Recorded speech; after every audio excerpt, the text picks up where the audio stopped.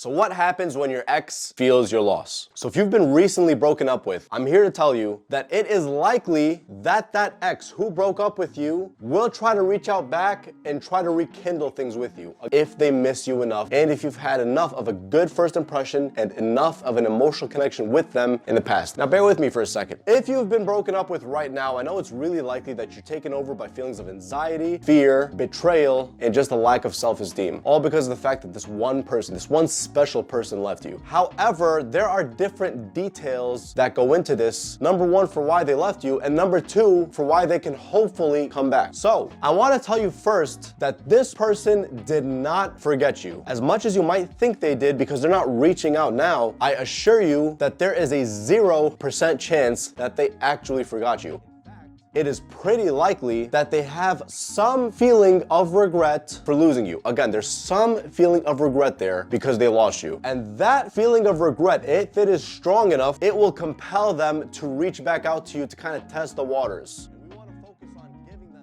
Feeling that fear of loss as quickly and as most effectively as possible. Because if we can do that, if we can get your ex to the point where they feel strong feelings of regret and strong feelings of anxiety about leaving you in order so that they reach out to you, then we have succeeded at getting your ex back, or at least being on the track to getting your ex back for you. You see, man, when a relationship ends, sure, there are many times where it ends due to values that are not shared, and if that's the case, unless one of the two people change their values, which usually they don't, but unless that happens, then and only then can it be rekindled. But if there are other reasons for why the relationship ended, such as you always bombarding this person, you making this person the center of your universe without focusing on anything else in your life, with you not being the person that this person fell in love with to begin with, when you stop doing those things, that can cause the other person to drift away and break up with you. And now that they're broken up with you, you have a fear that they're gonna forget about you completely, that they forgot that you ever even existed. And I'm here to tell you that that's impossible. So in order to get them back, we first need to get their mind preoccupied with thoughts about you. How do we do that? You do absolutely nothing. You give them the breakup, just like I said in my previous video. They broke up with you and they said they want to break up. You give them that breakup and you close that door and you don't look back and you don't try to talk to them. You don't try to get their attention. You stop calling and texting them. You stop doing everything and you see what happens. This is a test. If they miss you long enough, if they miss you strong enough, and for a long enough amount of time, which typically isn't super